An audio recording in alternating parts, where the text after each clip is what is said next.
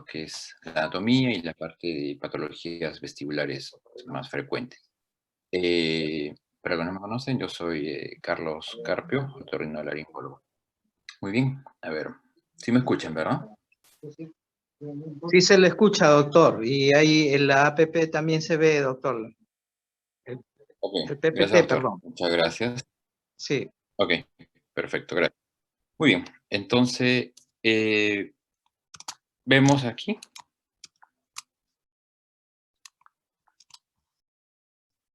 A ver, un segundito mientras que... Ya está. Muy bien, entonces tenemos la parte del oído interno, tenemos dos porciones importantes en las cuales nosotros debemos de reconocer. Tenemos de que el oído básicamente van a tener estas dos funciones principales. Una va a ser la de la audición, que va a estar básicamente dado en el segmento anterior, en el laberinto anterior, y está dado por la cóclea, ¿ya? Que se va a encargar de recoger toda la información, transformarla y enviarla por el nervio auditivo. Y tenemos un segmento posterior, el cual lo llamamos el laberinto posterior, el cual está dado por, básicamente, son los canales semicirculares, que son en número de 3 en cada lado. Tenemos el canal semicircular posterior, el canal semicircular horizontal y el canal semicircular anterior. Y dos estructuras muy importantes que van a ser el utrículo y el sáculo, ¿ya? Que igual manera son las que van a recoger la información de los movimientos en el cual nosotros podemos estar maniobrando y van a ser transformados a un estímulo eléctrico y enviados también por un nervio vestibular, al igual que la parte auditiva, ¿ya? Entonces, en el oído tenemos dos estructuras, tanto el laberinto posterior como el laberinto anterior, que se van a encargar básicamente de la audición y del equilibrio. Entonces, en este laberinto eh, posterior tenemos un líquido que va a recorrer tanto a nivel del oído, a nivel de la parte auditiva, como en la parte vestibular, ¿ya? Entonces, este líquido es la endolinfa, que va a tener comunicación tanto de la parte auditiva, que va a recorrer la cóclea, va a pasar por el conducto Reuniens, entra a lo que es el sáculo, e ingresa hacia la porción donde se encuentra el utrículo y los canales semicirculares. Entonces tenemos de que este conducto endolinfático recorre tanto la parte vestibular como la parte auditiva. Y aprovechando esta diapositiva, tenemos más o menos cómo es la transmisión del sonido, pasando un poco a hacer un recuerdo acerca de la parte fisiología del oído. Entonces tenemos de que el sonido llega a través del conducto auditivo externo, produce una vibración a través de la membrana timpánica, comienza a producir movimientos oscilatorios de esta cadena osicular, ya sea el martillo, el yunque y el estribo, y este estribo va a golpear sobre la ventana oval y produciendo un movimiento del líquido perilinfático, luego endolinfático a nivel de la membrana basilar y lo que es el estímulo de la parte auditiva, ¿no es cierto? Y de ahí envía la información hacia el nervio auditivo y hacia la corteza auditiva. Entonces, estos canales semicirculares, como les dije, son en número de 3. Se encuentran 3 en el lado izquierdo y 3 en el lado derecho. Y tienen cierta disposición anatómica en los cuales el canal semicircular anterior, ¿ya?, va a estar en una posición paralela al canal semicircular posterior, ¿ya? Y de igual forma el anterior con el posterior contralateral. Y también tenemos de que la posición del canal semicircular horizontal se encuentra en una angulación de 30 grados con respecto al plano horizontal. También hay ciertas características de estos canales semicirculares. Aparte de la posición en la cual se están ubicados estratégicamente, permitiendo de que este líquido linfático, que como dijimos que va a recorrer a través de la parte auditiva y se va hacia la parte vestibular, que de acuerdo al movimiento que nosotros realicemos, van a entrar hacia el canal semicircular posterior, que hacemos movimientos horizontales hacia el canal semicircular horizontal, o depende si que nosotros también realizamos movimientos anteriores hacia el canal semicircular anterior, ¿ya? Entonces, esta es la parte ósea y por dentro se encuentra la parte membranosa, y a través de esta parte membranosa va a estar discurriendo esta endolinfa, ¿ya? Entonces tenemos de que, de acuerdo a los movimientos que nosotros realicemos, van a entrar el líquido a estos canales semicirculares, ya sea hacia atrás, en la parte horizontal, movimientos horizontales, y van a estimular unas regiones ampulares, unos nervios, unos cilios, los estimulan, y dependiendo de qué canal, envía la información por este nervio vestibular, ¿ya? Entonces, todos los movimientos que nosotros realicemos, ya sean movimientos horizontales o verticales, van a ser captados por los canales semicirculares, o los movimientos rectos, ya sea horizontales o verticales, son captados por el utrículo y el sacro. Y los movimientos angulares, es decir, que tienen cierta circunferencia, esos movimientos van a ser estimulados a través de los canales semicirculares. Entonces, llámese, movimientos lineales van a ser captados ya sea en el sacro o el utrículo, y los movimientos angulares van a ser captados esta información, ese estímulo, a través de los canales semicirculares. Entonces tenemos de que el utrículo se encuentra en una ubicación un poco más horizontal en relación al sacro, ¿ya? Entonces tenemos de que esta posición horizontal van a captar los movimientos horizontales. Supongamos el hecho de que yo comience a desplazarme en una carrera, ¿ya?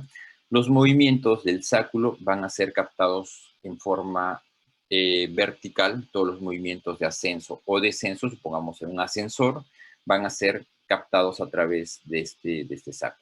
Entonces, movimientos lineales, horizontales, captados en el utrículo, y movimientos verticales van a ser captados en el sacro. Entonces, ¿qué hay en este utrículo y el sacro? Hay unas células ciliares, ¿ya?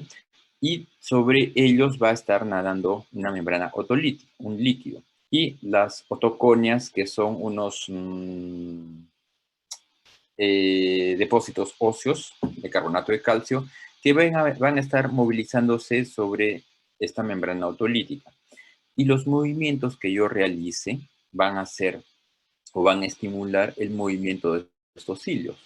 Nosotros vemos que estas células ciliares que se encuentran aquí en esta membrana, van a existir unos cilios y un quinocilio. El quinocilio es el cilio principal, el más largo. Entonces, todos los movimientos que yo pueda realizar en dirección hacia el quinocilio van a ser movimientos excitatorios, ¿ya? De despolarización. Todos los movimientos que yo pueda realizar hacia el quinocilio van a ser excitatorios, ¿ya?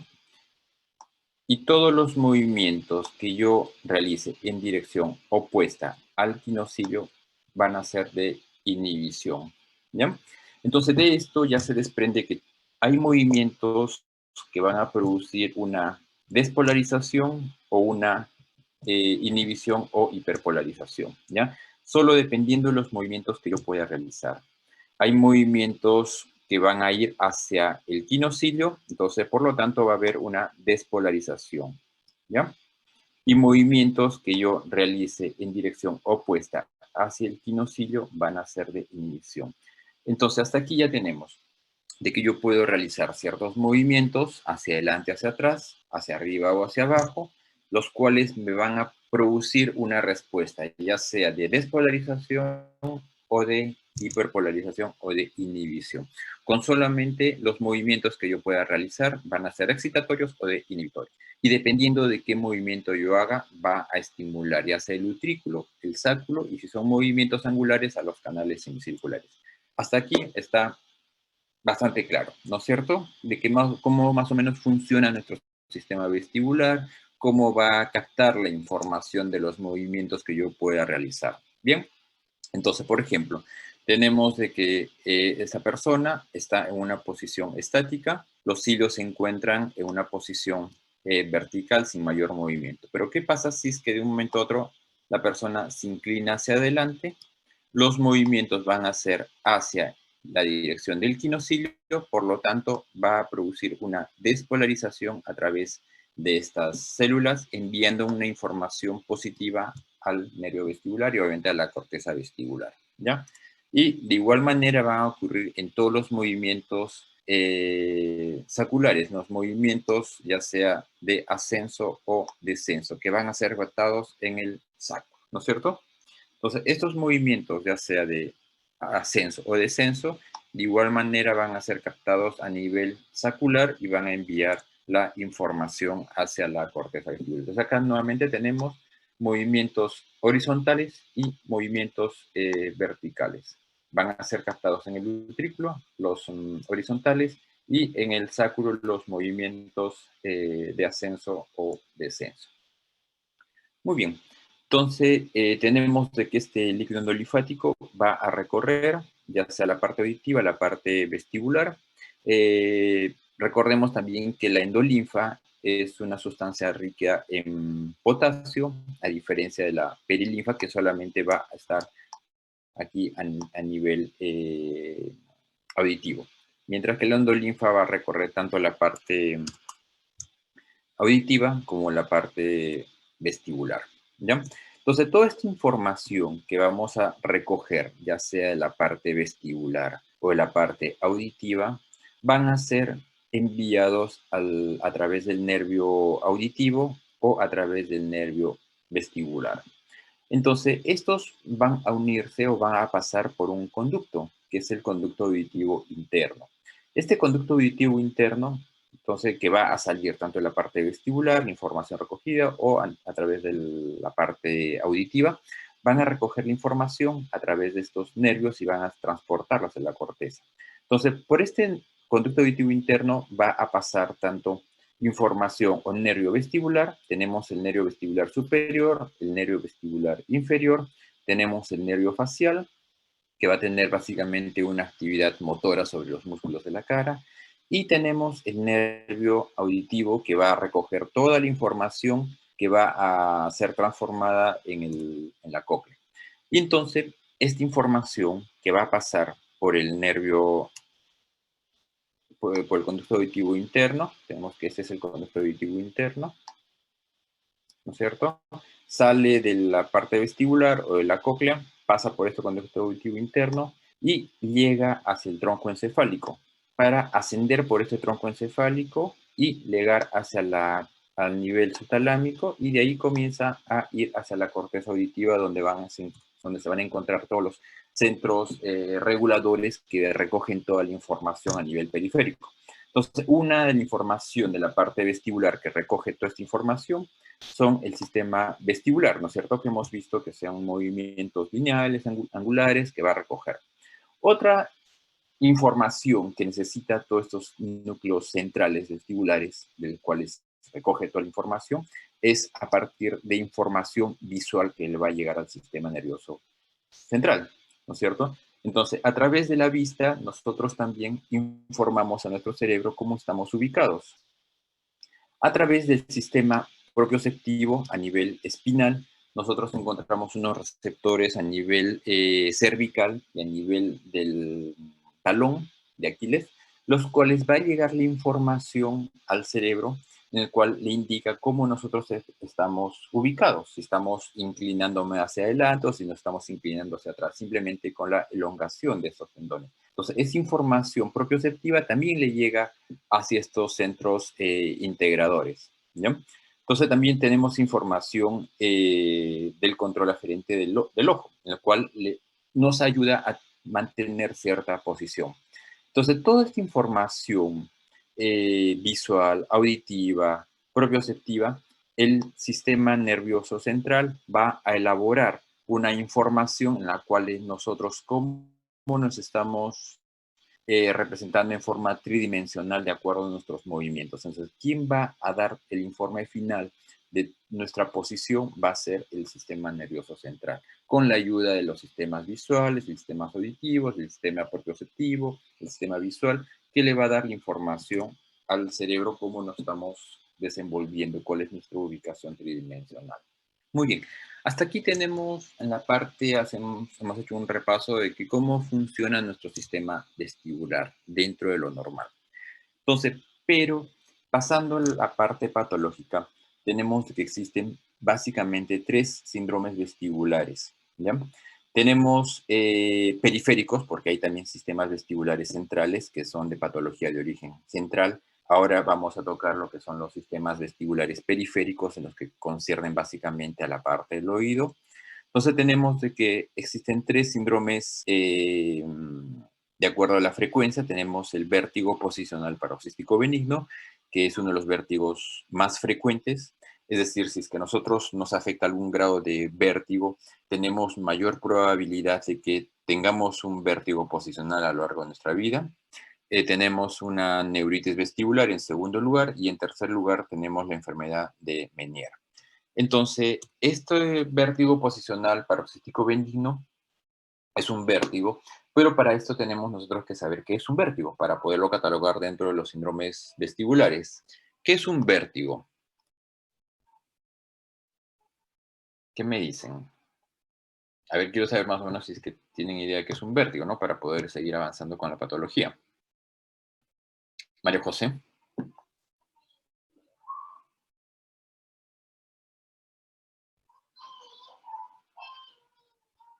María José Bringas, ¿qué me dice? ¿Qué es un vértigo?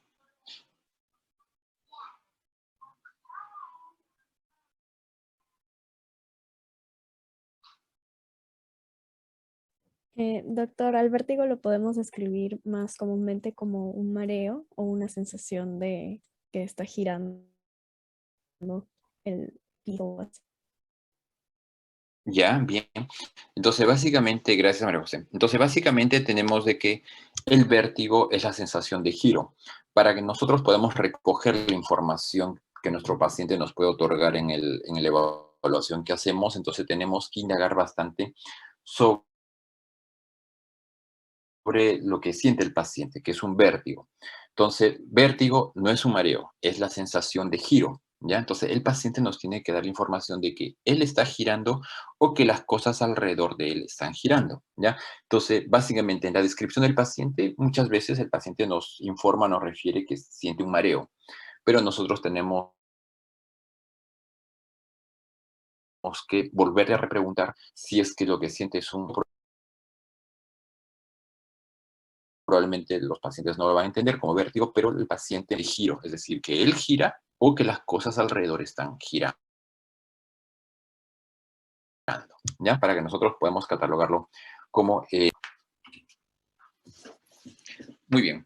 Entonces, para que nosotros pensemos en los síndromes vestibulares, entonces tenemos que pensar en vértigo. Entonces, vértigo es la sensación subjetiva o objetiva de que las cosas giran o que la persona está girando, ¿ya? Para poder pensar en un vértigo.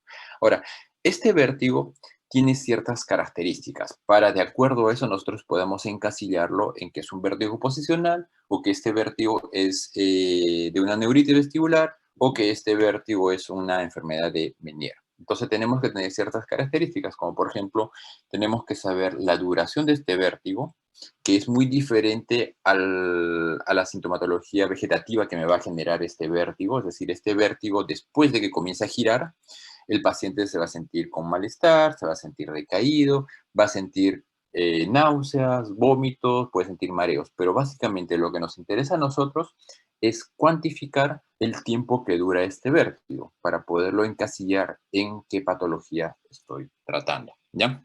Entonces es muy importante que yo indague en el paciente cuánto tiempo dura esa sensación de giro, ¿ya? Si dura segundos, o dura minutos, dura días, o dura semanas para poderlo encasillar. Este vértigo también tengo que saber si es que se asocia a problemas auditivos o no se asocia a problemas auditivos, ¿ya?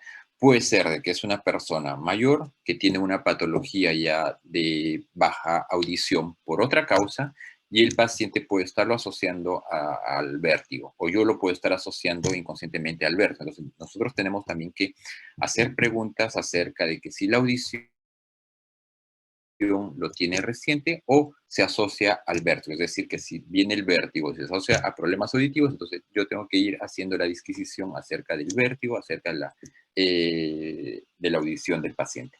Entonces, de acuerdo a eso, yo voy a hacer ciertas preguntas. Como por ejemplo, de que este vértigo, como dijimos, el vértigo posicional es uno de los más frecuentes que se va a presentar dentro de los síndromes vestibulares. Es un poco más frecuente en las mujeres en relación de 1 a 2 a 1.5 frente a 1.23. Es decir, es un poquito más frecuente en las mujeres. Tenemos de que perdón, un ratito. Ya está. De que generalmente este vértigo se presenta un poco más frecuente entre la quinta y sexta década de la vida. La mayoría de las veces este vértigo suele ser de causa idiopática. Tenemos de que las crisis de vértigo aproximadamente son 37%, que es espontáneo. En forma idiopática tenemos que es 33%. Entonces la mayoría de los vértigos suelen ser de causa inaparente, sin mayor sentido. Pero en segundo lugar tenemos de que la causa de los vértigos suele estar asociado a algún grado de traumatismo, ya sea un traumatismo, ya sea una cirugía de oídos, que se van a asociar a algún grado de trauma a nivel del oído. Entonces, este vértigo posicional es la sensación subjetiva o objetiva de que las cosas giran o que el paciente gira, ¿ya?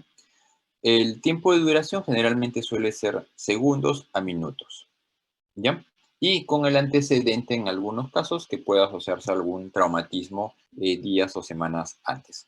Entonces, para esto existen dos teorías importantes que me van a poder definir lo que es el vértigo posicional. Tenemos lo que es la conductolitiasis y la cupulolitiasis. Básicamente va a consistir esta cupulolitiasis o la conductolitiasis en que estas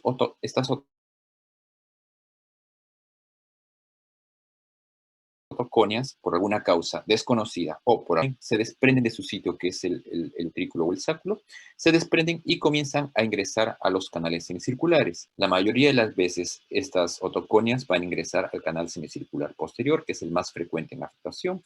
En segundo lugar, al canal semicircular horizontal y menos frecuente al canal semicircular anterior. Entonces, estas otoconias se desprenden y comienzan a circular por el conducto endolinfático e ingresan al canal semicircular más afectado, ¿ya?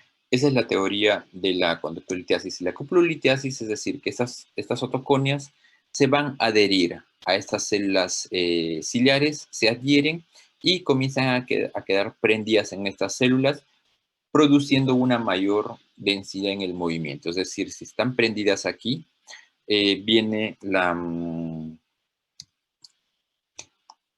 el endolinfa y van a tener una mayor movilidad, una mayor excitación por el mayor peso que van a tener estos hilos y por lo tanto el estímulo va a ser mucho mayor, ¿ya? Y hablamos de la conductolitiasis cuando el líquido endolinfático va a pasar por esta cúpula, pero como hay la presencia de estas otoconias, hay mayor densidad, el estímulo de igual manera va a ser mayor a través de estas células ciliares, ¿ya? Entonces, en eso consiste básicamente ya sea la cupulolitiasis o la conductolitiasis, es decir, que se produce el desprendimiento de estas otoconias e ingresan hacia la ámpula y producen una mayor excitación o inhibición de estas células ciliares, ¿ya? Entonces tenemos de que, y también de esto se desprenden, hay unas definiciones. Hablamos de un tiempo de latencia. Tiempo de latencia, hablamos de que desde el momento que yo produzca el estímulo hasta que llega hasta el nivel de la ámpula, van a transcurrir unos segundos. A eso nosotros llamamos tiempo de latencia, ¿ya? Que generalmente son entre 5 a 10 a 15 segundos que demore ese tiempo de latencia. A diferencia de un vértigo de origen central, en el cual igual el paciente comienza a presentar un vértigo, pero no tiene este tiempo de latencia, que es el tiempo que demora en pasar las otoconias hasta la región de la cúpula, ¿ya? Eso es el tiempo de latencia. Ahora, hablamos de lo que es agotabilidad. Ahora nos referimos a que cuando nosotros estimulamos, es decir, movemos la cabeza al paciente hacia la izquierda, a la derecha, hacia arriba o hacia abajo, y el paciente comienza a presentar vértigo, probablemente en la segunda o tercera vez que comience a realizar este tipo de movimientos de la cabeza, este vértigo comienza a disminuir, ¿ya? ¿Por qué? Porque las otoconias se comienzan a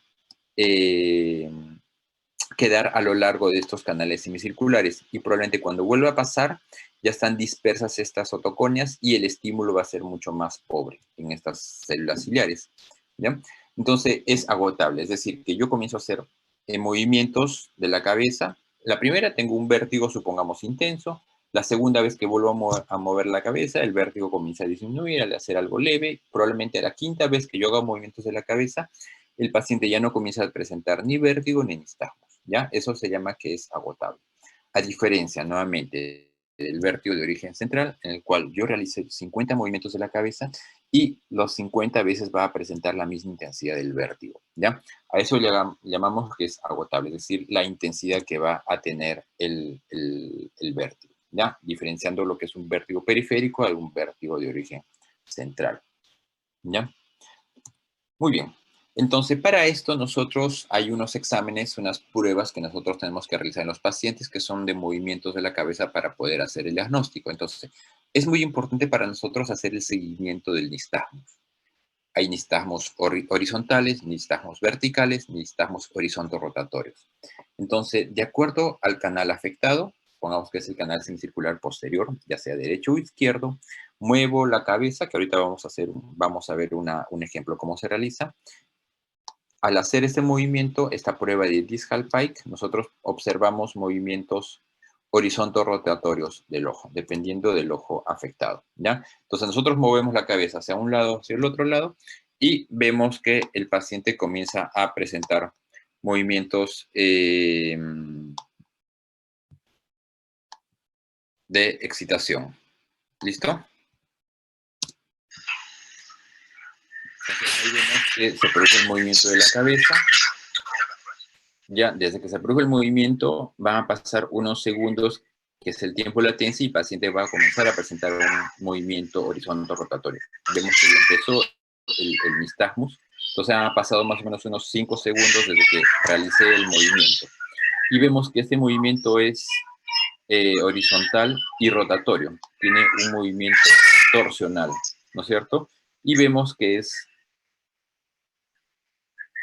a ver, que es geotrópico, es decir, que el movimiento se está yendo hacia el centro de gravedad de la Tierra, ¿ya? Entonces eso lo llamamos geotrópico, o sea que tiene la orientación hacia el piso.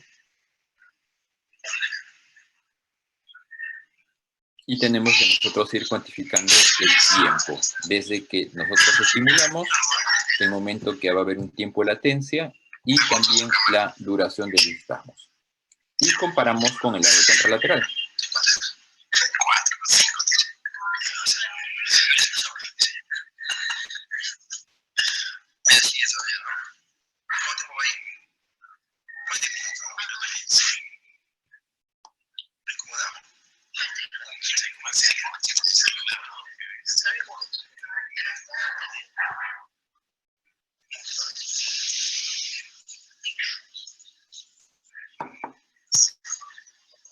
Vemos que aún todavía sigue girando, probablemente de menos intensidad, ¿ya? Entonces, más o menos, bueno, ahí todavía faltaba unos segundos más para que disminuya el nistagmus, pero vemos que hubo un tiempo de latencia, es decir, que yo estimulé al paciente, el paciente no presentaba ninguna sintomatología, ni tampoco había nistagmus, pasaron unos 5 segundos y el paciente comienza a presentar el nistagmus. Es para nosotros, como les repito, es muy importante evaluar el tipo de nistagmus. Hay nistagmus de tipo horizontal, hay nistagmus de tipo vertical, nistagmus horizonto-rotatorios que van a tener ese movimiento ya sea horizontal y rotatorio, es decir, un movimiento torsional.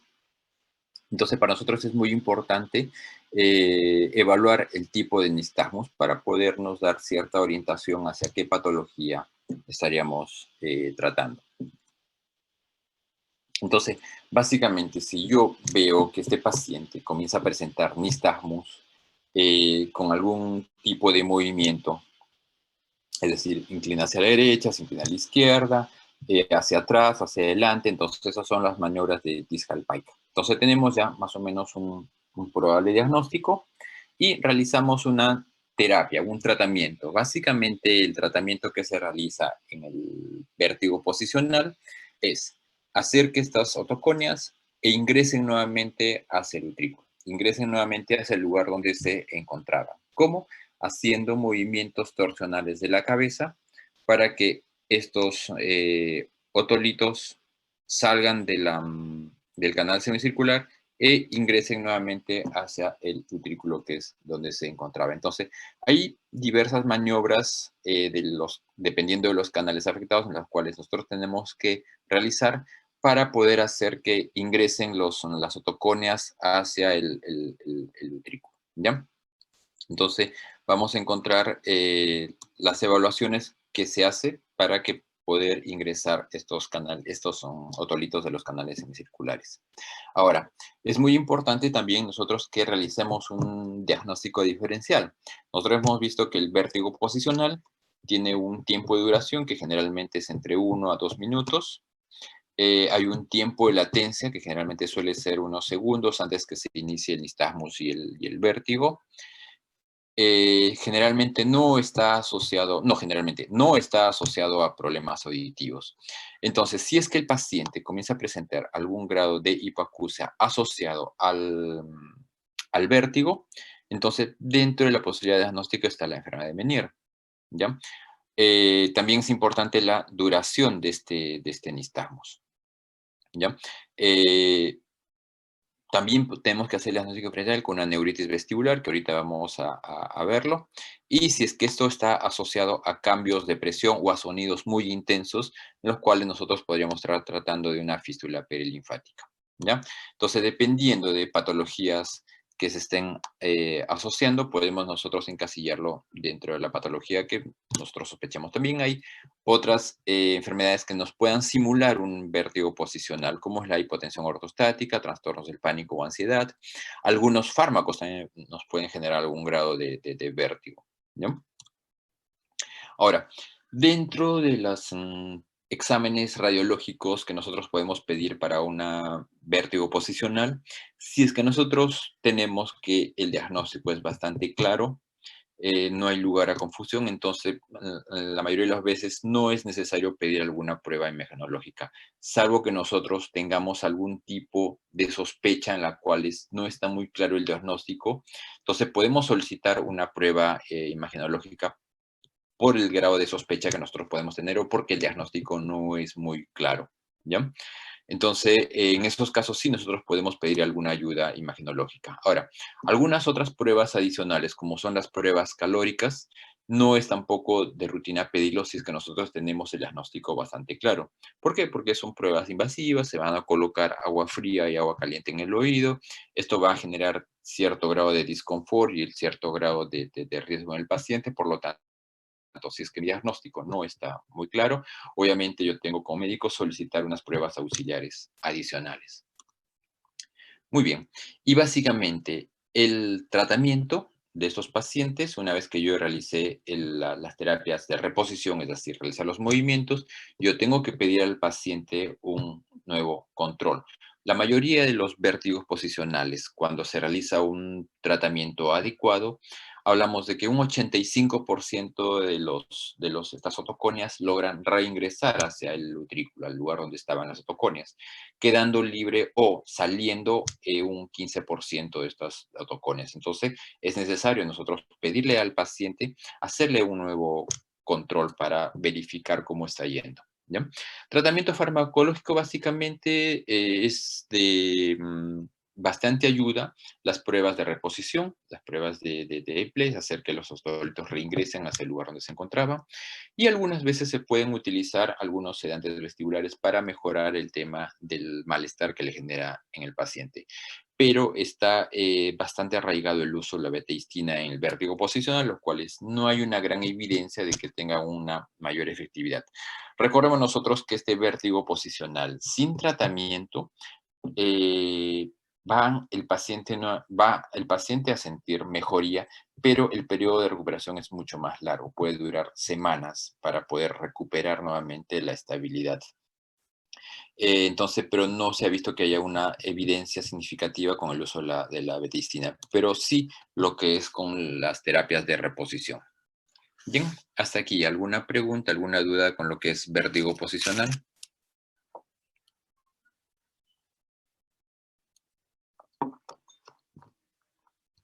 Muy bien. La segunda patología en frecuencia es la neuritis vestibular. Entonces, esta neuritis es básicamente la inflamación de este nervio vestibular.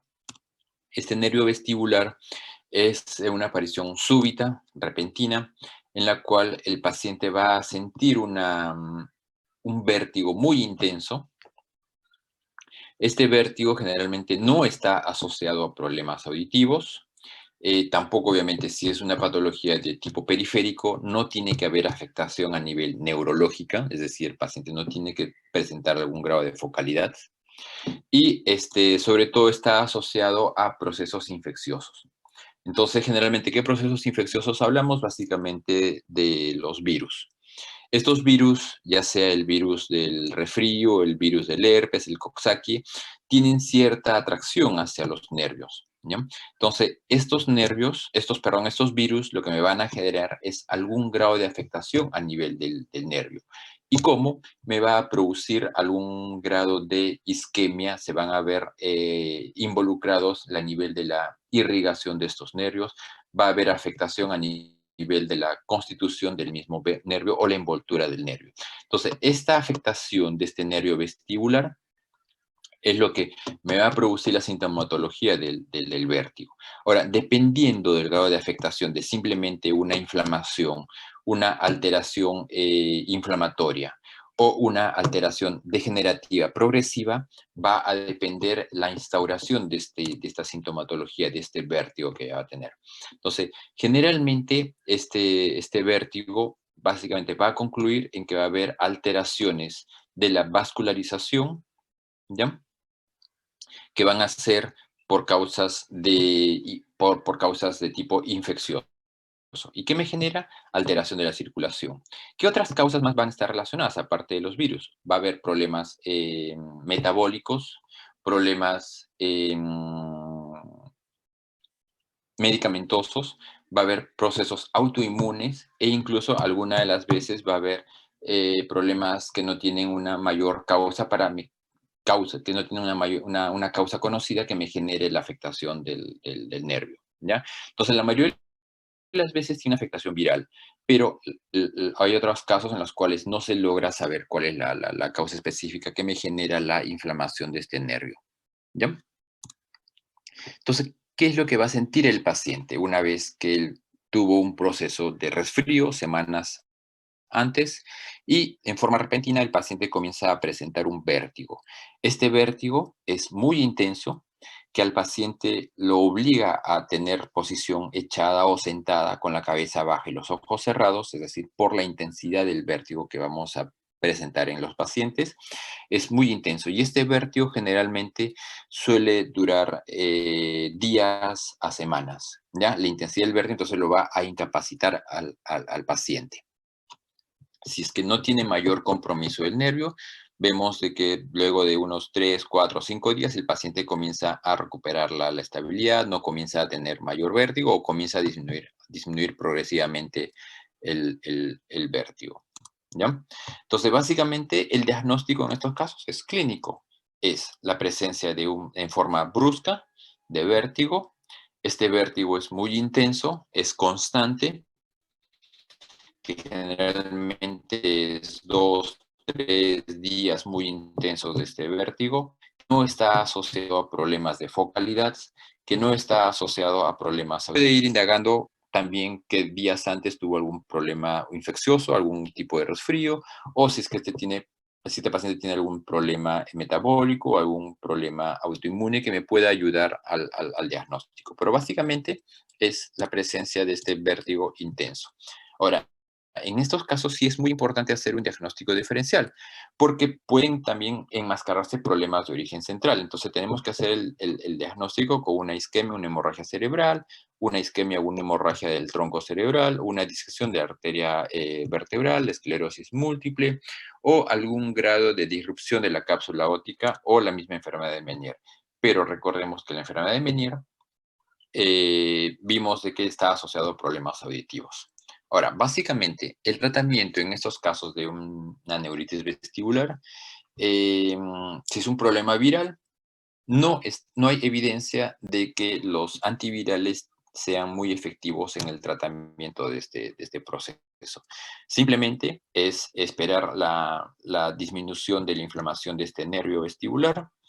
Pueden utilizarse algunas veces corticoides, pero básicamente son los sedantes vestibulares para disminuir un poco la sintomatología, la hidratación del paciente, el reposo en el paciente y esperar que pase su proceso de recuperación.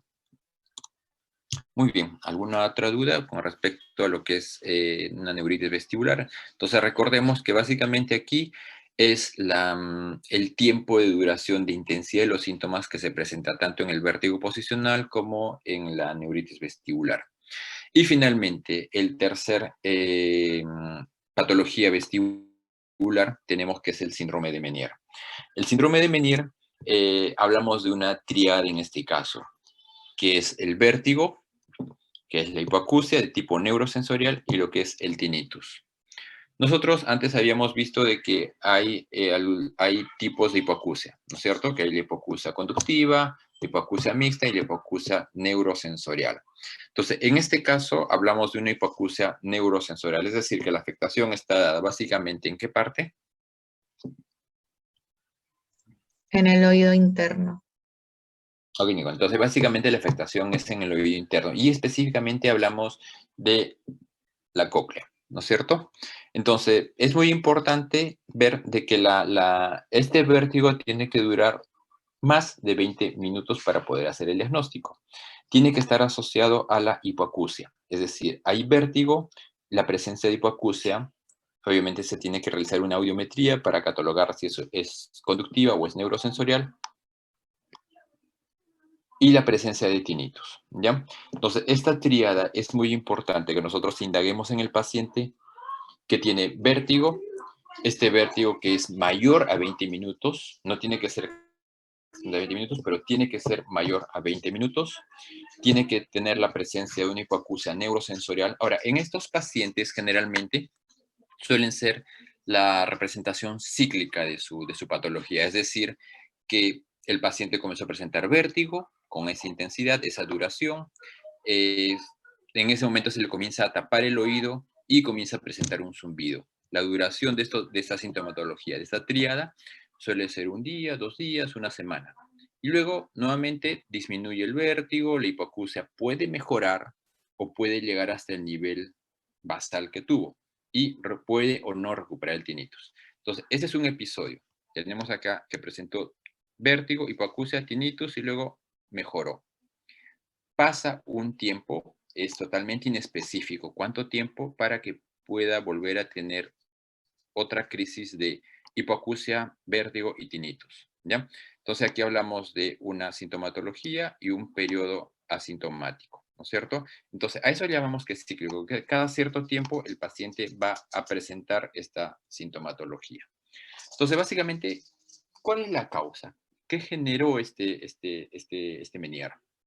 Básicamente, la afectación se va a dar a nivel endolinfático, ¿ya? Nosotros recordamos de que en la cóclea hay 3 rampas. Ahí está la rampa vestibular, la rampa coclear y la rampa timpánica, ¿verdad? Y en ellos, en estas rampas, hay 2 tipos de líquidos. Hay la perilinfa y la endolinfa, ¿no es cierto? Igual acá la perilinfa.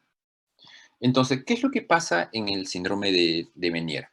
Ocurre de que hay una alteración en la producción de la endolinfa o en la reabsorción de la endolinfa, ¿ya? Entonces, lo que significa es de que si es que se altera la producción, hay una mayor producción de líquido endolinfático o hay una alteración de la reabsorción de la endolinfa, lo que me va a generar es de que hay una distensión, un aumento de volumen de este líquido endolinfático, lo cual comienza a producir una distensión de esta membrana basilar y la membrana de Reisner.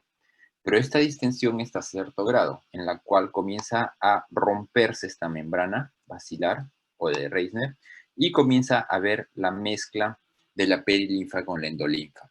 Recordemos de que esta endolinfa es rico en potasio, lo cual comienza a pasar hacia la perilinfa, comienza a sobrepasar el nivel de control de estas células de sostén, en la cual mantiene la polaridad entre la endolinfa y la perilinfa, y comienza a haber cierto grado de lesión, de neurotoxicidad por el exceso de potasio. Entonces, pero esta distensión no solamente es a nivel auditivo, porque recordemos que la endolinfa no solamente se encuentra a nivel coclear, sino que también va a llegar hasta el nivel vestibular. Recordemos que llegaba también a través del conducto Reunions, iba hacia los conductos semicirculares, hacia el utrículo y el saco. ¿Listo? Entonces, de acá desprendemos de que estos pacientes van a comenzar a presentar hipoacusia por el grado de lesión a nivel endolinfático, comienzan a presentar el tinnitus por el grado de lesión, y también va a presentar vértigo por la distensión a nivel de los canales semicirculares.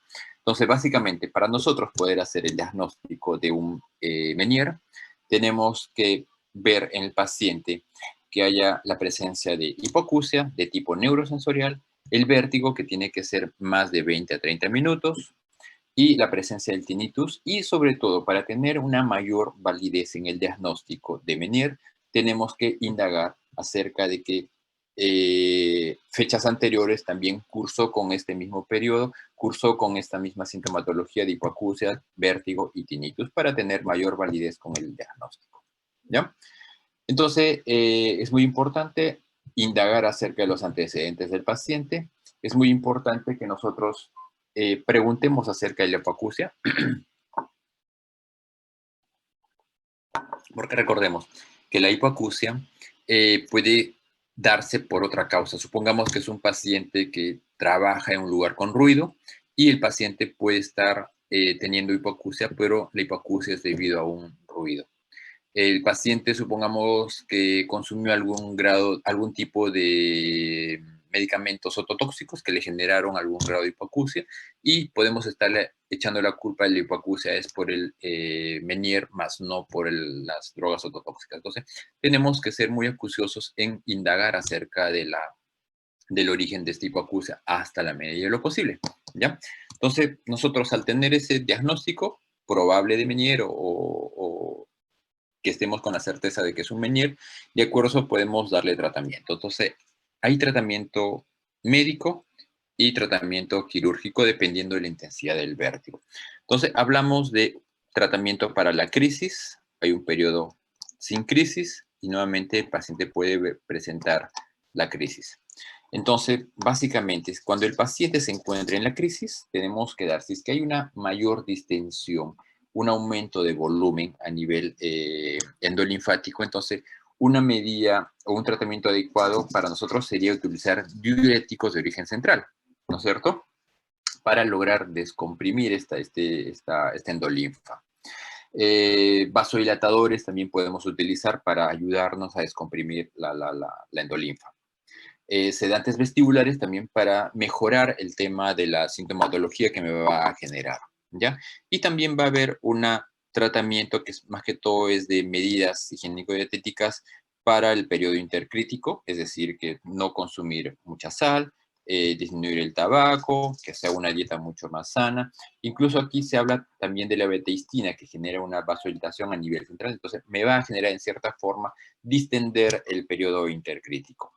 Y si es que este paciente presenta un vértigo, que generalmente es lo que más sintomatología les genera a los pacientes, entonces podemos hablar de un tratamiento un poco más invasivo. Se puede utilizar drogas ototóxicas o vestibulotóxicas que me dañen tanto la parte auditiva como la parte vestibular para que no tenga mucha respuesta vestibular, ¿ya? Entonces se habla de tratamiento ototóxico o vestibulotóxico para mejorar el tema del vértigo a perjuicio también de la audición. Entonces los pacientes muchas veces prefieren tener el daño auditivo y no el daño vestibular, que es lo que le genera mayor incapacidad. Y finalmente se puede hablar de un tratamiento quirúrgico en el cual se habla de una descompresión del saco endolinfático. Entonces, uno de los drenajes de este sistema endolinfático es el endolinfático. Tenemos aquí tenemos aquí de este saco linfático que tiene conexión con el líquido cefalorraquídeo, entonces quirúrgicamente se produce una fístula, una comunicación para que esta endolinfa también salga a través de este conducto endolinfático en el acueducto vestibular y tenga como un desagüe natural a través del líquido cefalorraquídeo. Eso es ya un tratamiento quirúrgico sobre todo para evitar las recaídas del vértigo, que es lo que mayor discapacidad le genera en los pacientes. Muy bien. ¿Alguna duda, alguna pregunta con el tema de hoy? Espero que haya sido bastante claro.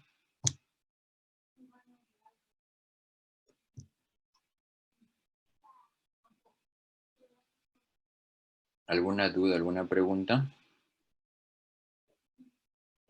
Diana Rodríguez, ¿alguna pregunta?